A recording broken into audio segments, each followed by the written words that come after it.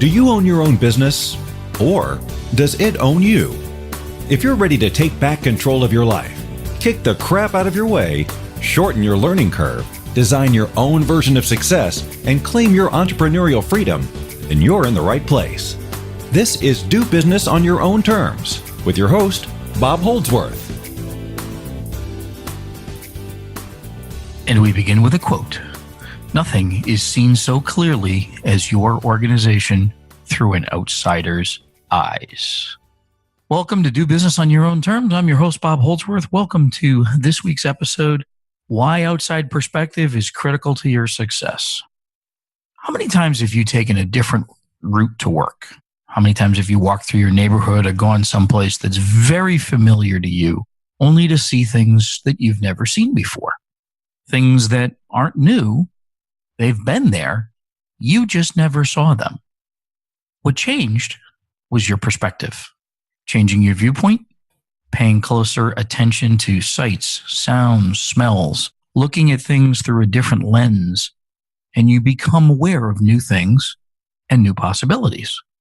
How many times have you heard someone, perhaps yourself, I had a medical issue as well, who had a close call medically, say that the episode put things in perspective, or it changed my perspective, or I finally realized what was important?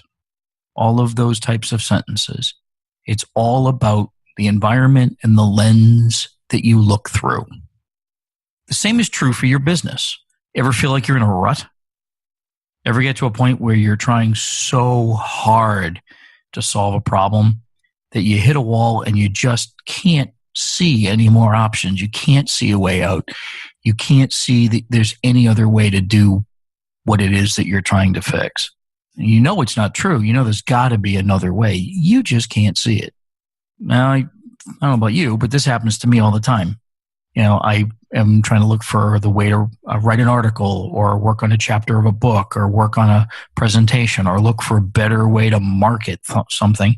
And I just can't seem to find the way to get started or the way to end it or the way, a piece of software that's going to work for me. Just can't find it. Don't know what I'm going to do.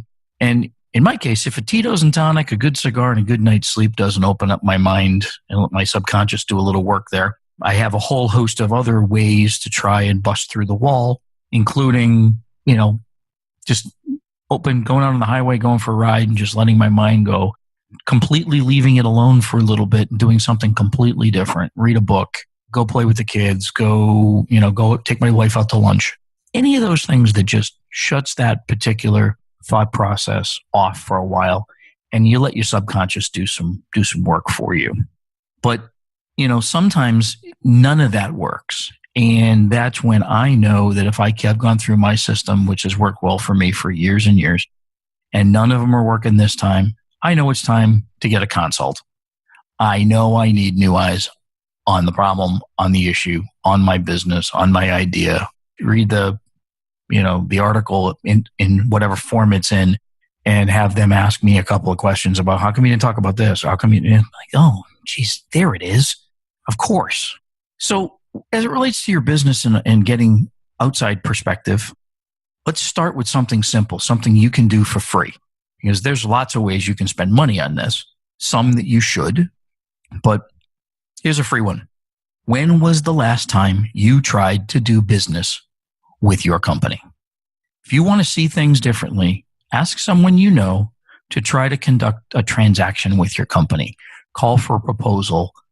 Try to order a product. Try to schedule an appointment.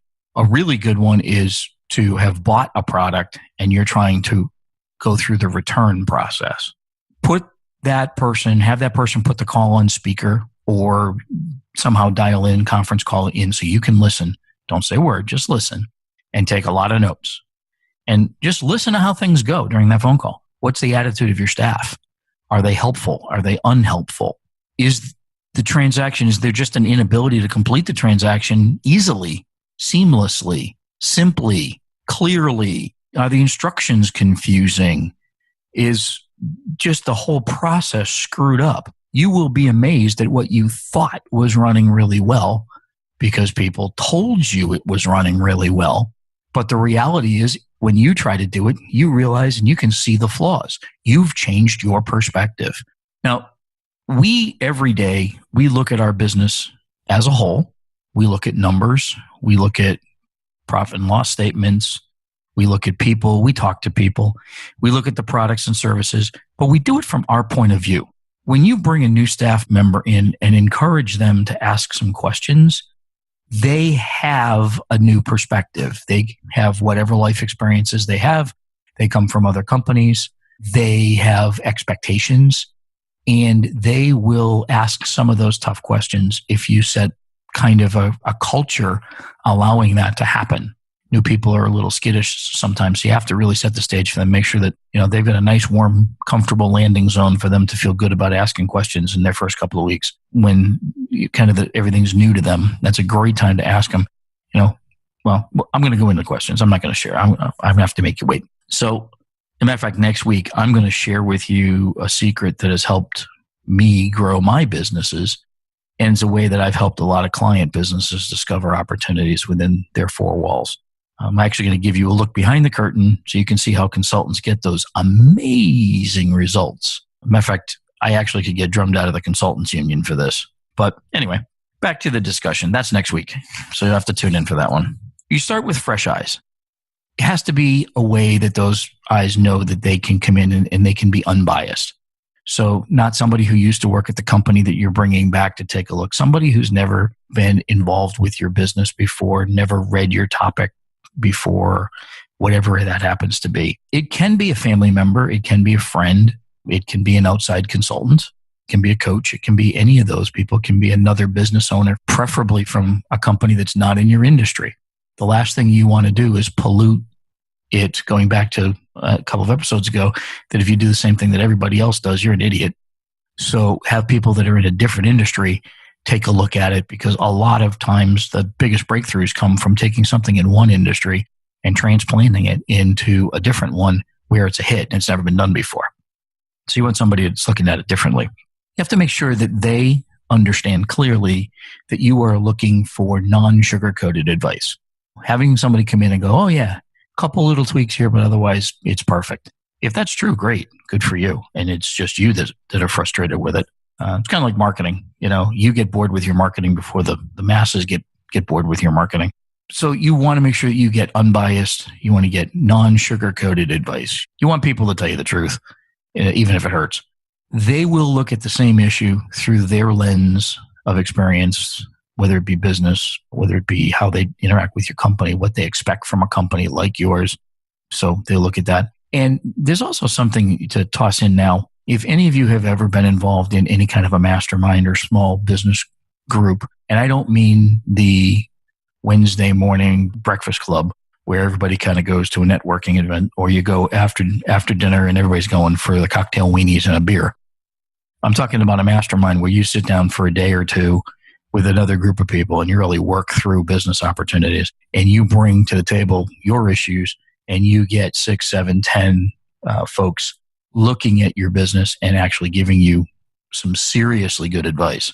If you have never been part of one of those and have an interest in being part of one of those, I would encourage you to go to the website, oyot.com, and look at the Founders Forum. That is a very small group. It's only 13 people, and that's exactly what it's all about. So it's just an option that's there for you.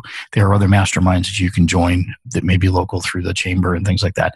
But that becomes kind of an ad hoc board of directors for you, where you can bring anything up and let it fly, and people will give you that unbiased advice. So if you don't have that available to you where you are, and you can't put that together for yourself, then that may be the time that some well-spent money would be the time to do that.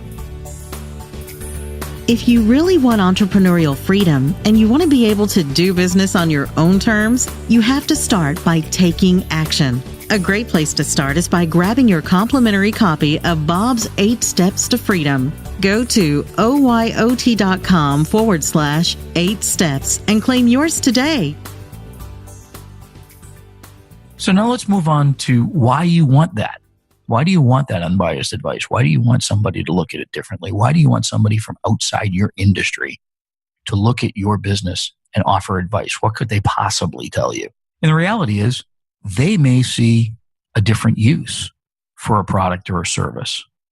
They may see a different market completely for the services that you provide. If you tweaked it this way and put a different label on it, this industry really needs that work, really needs that. How about if you packaged it this way?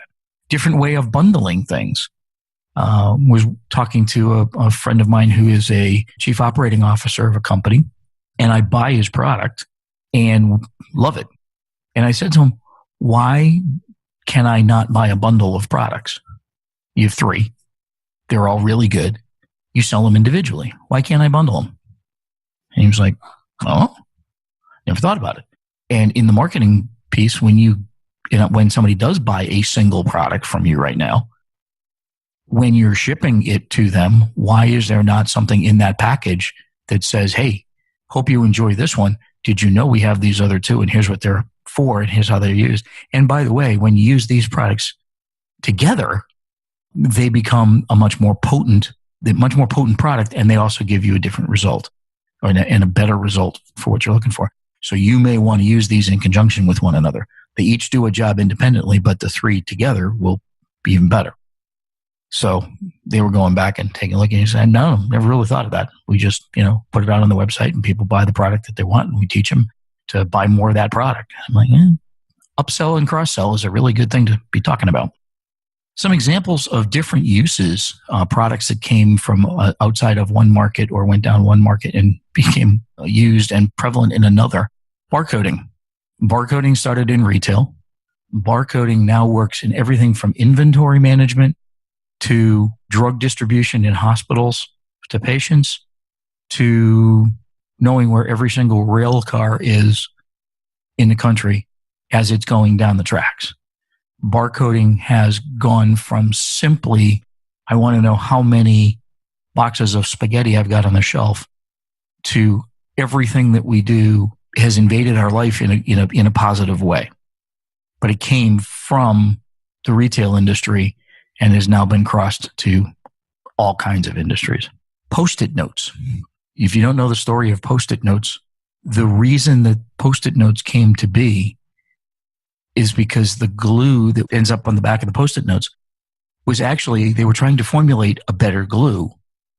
And at the time that they were formulating the better glue, it didn't work. And they were taking the glue and they were putting on little pieces of paper and they were marking up reports for the other people who were on the project to look at. This was before PDF and editing. And somebody had the bright idea to say, well, why don't we make stuff with this not so great glue on it? We have a formula. And the entire industry of Post-it notes was born out of basically what would have been a multi-million-dollar failure. Last but not least, got to throw sex in the mix, Viagra. Viagra was actually started as part of a study for a medication for cardiac disorder. And the people who were taking, especially the guys who were taking this medication, said, I'm not sure that my heart's any better, but let me tell you what is. And they did some research and they came out and said, you know what? I think we might have something here. And I'm sorry, pun intended, profits rose. Sorry. But Viagra came out of a completely different use and has now become an extremely profitable medication. So how do we do this, especially within our business? If we are going to try to do it within our company, we're going to try to do it with folks that we already have rather than pay for this. How do we deploy what I call the 2-year-old syndrome? My 2-year-olds, my kids when they were 2 years old, and yours probably the same. Why? Do we do that? Why do we do that? Some good questions. Why can't we do that? The best person I have found to put on a committee, if you're trying to rework your business and look for some ways to do things better, are some of the newest people in the organization. Best person put on a committee is the newest guy or girl.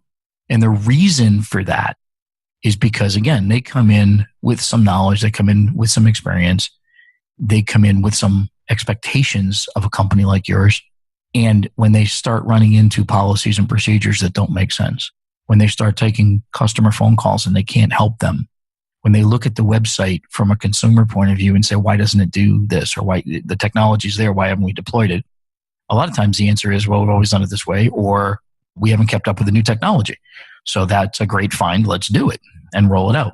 If you are a Six Sigma fan, you know a little bit about, or you've probably heard about the 5 levels of why. The idea is to get to the root cause of a problem by asking why. And typically asking why 5 times gets you back to the root of the problem. It's used a lot in engineering. It's used a lot in auto manufacturing. It can be used anywhere in your business when you have an issue that you're trying to solve. Why? And then the last piece, which is trust but verify. How do you know? When my kids asked me a question one day and I said, tell me why this is. And I answered their question. And I don't even remember what the question was at this point, but I answered their question. And the next question out of their mouth was, well, how do you know? And I didn't have a good answer for that one. So correlate that back to business. And when I get information, I want to know how we know that information is correct before we're making decisions on it. Where do the numbers come from? Where did the research come from? How many customers did we survey before we made that? How many employees did we talk to? How do we know that this is good data? And then we'll make the decisions. So if you want to grow your business, you want to strengthen your business, even at the size that it is, outside perspective or fresh perspective is absolutely critical to you. Find some fresh eyes, ask some good questions, look for opportunities, learn to hate the phrase, well, that's how we've always done it. That's about all we've got for this week on Do Business on Your Own Terms. Next week, I get drummed out of the Consultants Union by sharing with you how better businesses start with better questions. And I'm going to show you a little bit about how consultants do what they do to get the results that they get. And you can deploy some of it yourself. So until then, remember, if you're going to do business on your own terms.